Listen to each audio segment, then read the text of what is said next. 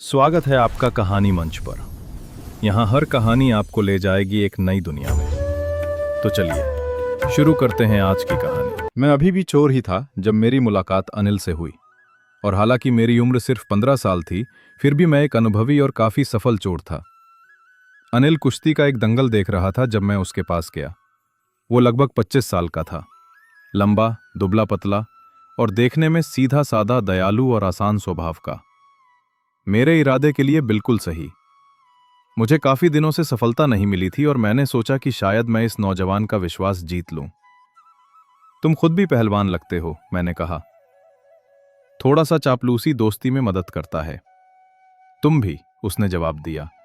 यह सुनकर मैं कुछ पल के लिए चौंक गया, क्योंकि उस समय मैं बहुत दुबला पतला था।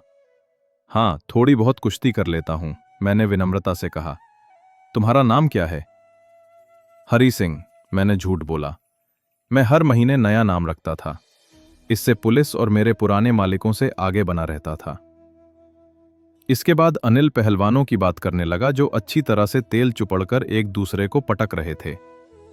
मेरे पास ज्यादा कहने को नहीं था। अनिल वहां से चला गया और मैं उसके पीछे पीछे हो लिया। फिर मिल गए, उसने कहा। मैंने अपनी सबसे प्यारी मुस्कान दिखाई। मैं तुम्हारे लिए काम करना चाहता हूं, मैंने कहा, लेकिन मैं तुम्हें पैसे नहीं दे सकता। मैंने कुछ देर सोचा। शायद मैंने इस आदमी को गलत समझा। मैंने पूछा, क्या तुम मुझे खाना खिला सकते हो? क्या तुम खाना बना सकते हो? हाँ, मैंने फिर झूठ बोला। अगर तुम खाना बना सकते हो तो शायद मैं तुम्हें खिला सकता हूं। वो मुझे जुमना स्वीट शॉप के ऊपर बने अपने कमरे में ले गया और कहा कि मैं बरामदे में सो सकता हूं। लेकिन उसी रात मैंने जो खाना बनाया वो इतना खराब था कि अनिल ने उसे एक आवारा कुत्ते को दे दिया और मुझे भगा दिया। लेकिन मैं वहीं आसपास बना रहा, अपनी सबसे प्यारी मुस्कान लिए, और वो हंस पड़ा। बाद में उसने मेरे सिर पर हाथ फेरा और कहा, कोई बात नहीं, वो मुझे खाना बनाना सिखा देगा। उसने मुझे मेरा नाम लिखना भी सिखाया और कहा कि वो मुझे पूरी वाक्य लिखना और जोड़ घटाना भी सिखाएगा। मैं आभारी था। मुझे पता था कि एक बार अगर मैं पढ़ना लिखना सीख गया तो मुझे कोई रोक नहीं पाएगा। अनिल के लिए काम करना अच्छा लगता था। मैं सुबह चाय बनाता और फिर आराम से बाजार जाकर दिन भर का सामान लाता। आमतौर पर मैं 1 रुपया बचा लेता। फिर मैंने सोचा, अब बहुत हुआ, अब कुछ बड़ा करना चाहिए। अगर मैं पैसे नहीं लूंगा तो वो दोस्तों पर ही उड़ा देगा। वैसे भी वो मुझे वेतन नहीं देता। अनिल सो रहा था। बरामदे से चांदनी उसके बिस्तर पर पड़ रही थी। मैं उठ बैठा, गद्दे के नीचे से नोट निकालने लगा। जैसे ही पैसे मिले, मैंने धीरे से बाहर निकल गया। मैंने पैसे अपनी पायजामे की नाड़ में कसकर बांध लिए और भागने लगा। गिनने पर पूरे 600 रुपए थे, 50 के नोटों में। मैं हफ्तों तक शाही जिंदगी जी सकता था। स्टेशन पहुंचा। लखनऊ एक्सप्रेस छूट रही थी।